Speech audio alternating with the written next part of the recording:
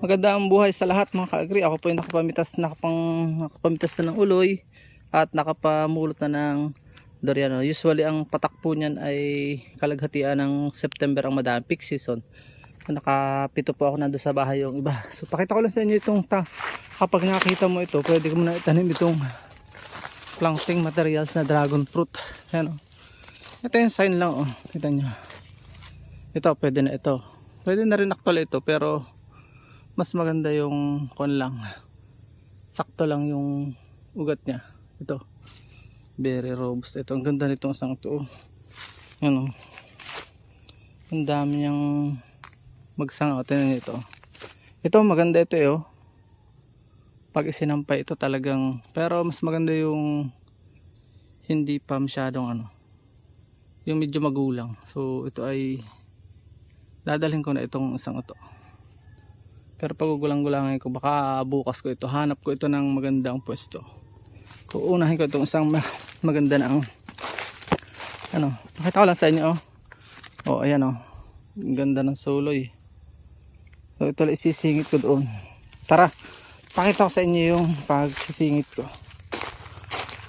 Masama po actually yung may suloy na malambot pa. Ito medyo okay na ito. Dahil pag nasagi yun, pwede lang yun dito sa mga ganitong malalapit na area. Pero kung ita-travel mo, masama siya. Ayan tanyo yan. Kaya nasa lilom na yun, medyo iniwasan ko masunburn. Ito yung nasunburn nung una. Ayan yun, kita nyo yun nayapos na agad ang bilis yun. Nakayapos na agad yung ugat. Wala pa po yung 1 month. Palipasin nyo po ang 2 to 3 weeks. Madami na yung ugat. Hopefully, ako lang po ang sa ngayon yung alam kong nagtatrial nito. Yung nagtatrial, yung katulad ng ibang ginawa ko, isinasampay, sinatali yung sanga lang na isa. Kaya kita nyo, halos ganyan lahat Ipili mo nung mag-aabang na tuyo. Kakawate yung ginagamit ako. Tulad na rin, may tuyong nakaabang doon. Yan pag sumayad po yung ugat, doble po yung kanya makukuha. Pupunta yan sa baba, utay-utay. Saka ko aabunuhan. So pwedeng abunuhan mo na pa naman kami naka-ready na yan Didikit yan dyan. At madami siya makukuha ang nutrients. So yun yung mga sign. Yan pinapalipas ko po ang ilang araw para magkaroon ng healing process. Magkaroon siya ng immunity at recovery. So yan medyo madami yung lalagyan ko. Aking hahawanan lang po muna ng konti. Mabawasan ko ng sanga. Ito yung magubat pa ito yan.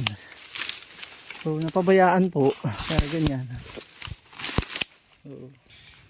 So yan, malinis na. Akin muna po itong ilalagay. So dahan-dahan nyo lang po ilalagay. Yan mas maganda ko sa silangan. Hindi nila ako nagtatanim ngayon. Ang logic na hindi ka agad mag-aabuno. So tayo, ito yan, naputol na yung isa. Dito tayo. Ayan. Kailangan nakasingit. Nakasangat yung mga sanga. Ayan sala yata ang aking ginawa. Hanap ko ng magandang pwesto. So ayan, hanap tayo ng magandang pwesto. Nalaglag yung ibang sanga pero kanina yun, pangit naman yung mga sanga na yun.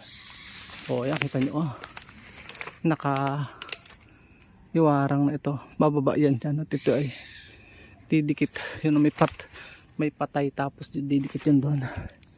Importante po may patay na madidikitan pero buhay po yan. Ayan didikit itong ugat nya para magkaugat po agad. Pagbaba nyan dyan saka ko aabunuhan. Ang kulit ayaw mo talaga. Okay na yan dyan. Dito ka sa baba.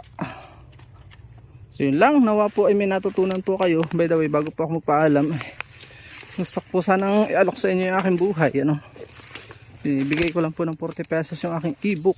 Kung gusto nyo matuto sa aking vlogging experience. Hindi nyo na kailangang maranasan pa mabigo sa pag-uumpisa ng aking mga kaunting success. Na televise na rin naman po ako. 40 pesos lang po yun. Buhay ni Brother Eric po yun. Paano kumita sa YouTube.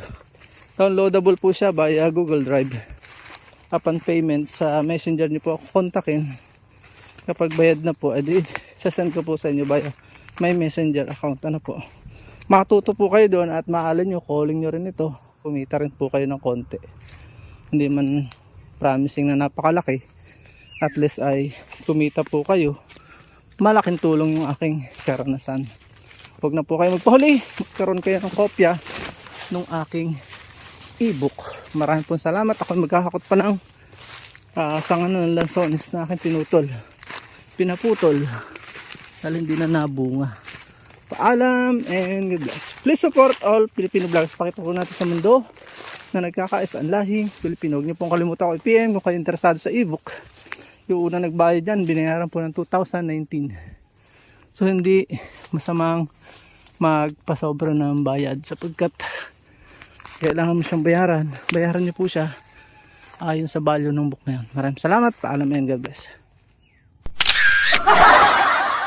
At dyan po nagtatapos ang munti natin vlog. Kung kayo pinapagpala at mahilig kayo sa ganitong klase mga upload, please consider subscribing and hitting the bell icon so that you'll get notification sa mga upcoming namin videos. Ano po?